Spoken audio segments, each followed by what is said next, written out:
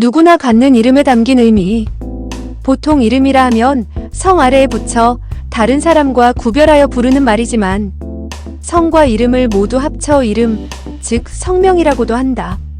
성은 여자, 여와 날, 생을 합친 회의 글자로서 여자가 자식을 낳아 공동체를 형성하고 혈족을 계승하던 모계사회의 관념이 반영된 것이다. 명은 저녁석에 입구를 합친 글자로서 저녁 때 어두워서 서로 잘 볼 수 없기 때문에 이름을 불러 상대를 확인하던 풍습에서 비롯된 것이다.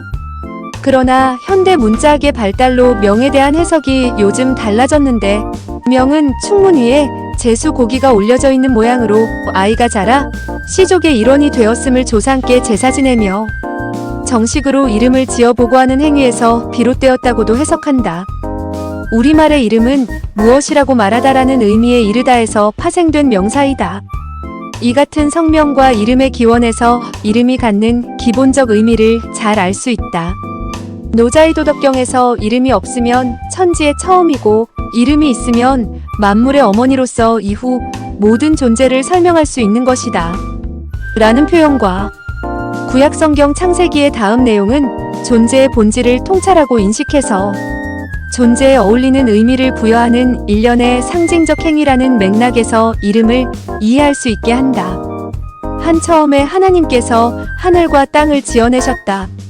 하나님께서는 빛과 어둠을 나누시고 빛을 낮이라 어둠을 밤이라 부르셨다. 야훼 하나님께서는 들짐승과 공중의 새를 하나하나 진흙으로 빚어 만드시고 아담에게 데려다 주시고는 그가 무슨 이름을 붙이는가 보고 계셨다. 아담이 동물 하나하나에 붙여준 것이 그대로 그 동물의 이름이 되었다.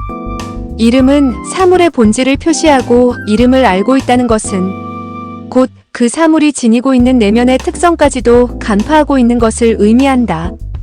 또한 어떤 사물의 이름을 부여한다는 것은 그 사물의 존재를 인정하는 것은 물론 더 나아가서 사물에 대한 지배권을 의미하며 창조의 한 과정에 속하는 것이다.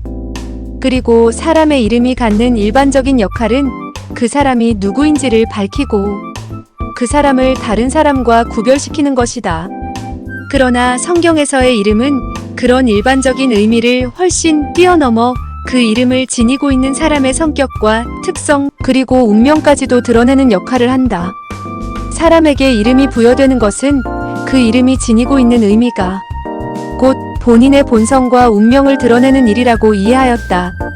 이런 인식은 동아시아 문화권에서도 마찬가지여서 이름을 짓는데 신중하며 자녀가 건강하고 행복하게 자라기를 바라는 마음을 이름에 담아내고 이름이 좋지 않다고 생각되면 개명을 원하는 경우도 많다.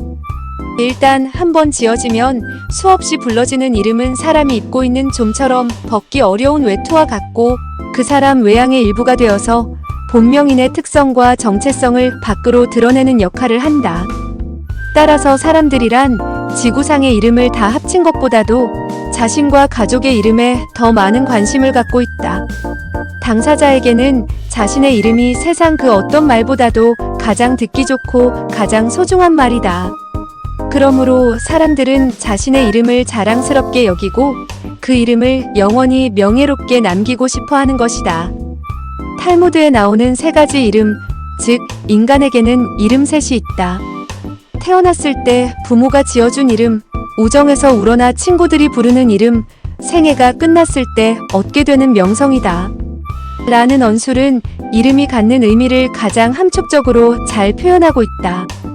첫 번째 이름인 태어났을 때 부모가 지어준 이름은 본명, 성명, 아명 등이며 두 번째 이름은 별명, 애칭 등이며 세 번째 이름은 명성, 명망, 명예 등이다. 별명, 명성 등 다른 두 이름과 달리 첫 번째 이름인 본명, 성명, 아명 등은 예부터 기복신앙적 의미로 채색되는 경우가 많았다. 별명, 애칭의 대표적 예는 신라 자비왕 때 거문고의 명인 백결선생이다. 삼국사 기열전 백결선생전에 따르면 백결선생은 이력을 알 수는 없지만 경주낭산 기슭에 살았는데 집이 매우 가난하여 해진 옷을 100군데나 기워서 마치 메추라기를 달아맨 것과 같았으므로 세상 사람들이 동쪽 마을의 백결선생이라 이름하였다. 라고 한다. 그래서 본명은 알 수 없고 단지 백결선생이라는 별칭만 전해진다. 사람의 외모나 성격 따위의 특징을 바탕으로 남들이 지어 부르는 이름인 별명이나 본래의 이름 외에 친근하고 다정하게 부를 때 쓰는 이름인 애칭은 기복신앙과 무관하다. 사람이 현세에서 행복을 희구하는 것은 인간의 본성임과 동시에 최상의 목표이다. 철학과 종교에서는 마음 수양과 도덕적 성숙이 행복의 지름길이라고 강조하지만 대부분 사람들은 지극히 세속적인 것들에서 행복을 느낀다. 한국인의 전통 생활 곳곳에서 보이는 길상 문자인 수, 부, 귀, 다남자란 것도 결국 세속적인 복이다. 오래전부터 이름은 사람과 운명 간에 공명작용을 한다고 인식되었다. 그래서 이름을 가려 잘 지어줌으로써 본명인의 장래 울로를 좋게 열고자 했다. 이름은 타인과 자신을 구별하기 위해 부르는 말, 언어보호라는 본래 의미 외에 현세 구복을 위한 개운행위의 신앙적 도구로도 인식되어 왔다. 그러므로 사랑하는 아기와 자신에게 평생 소중한 이름을 올바로 제대로 지어야 하는 것이 매우 중요하다. 예를 들면 같은 유전자, 동일한 사주를 가진 쌍둥이가 성장하면서 각자 기흉이 너무 다른 삶을 살아가는 여러 이유 중에 하나가 바로 이름이다.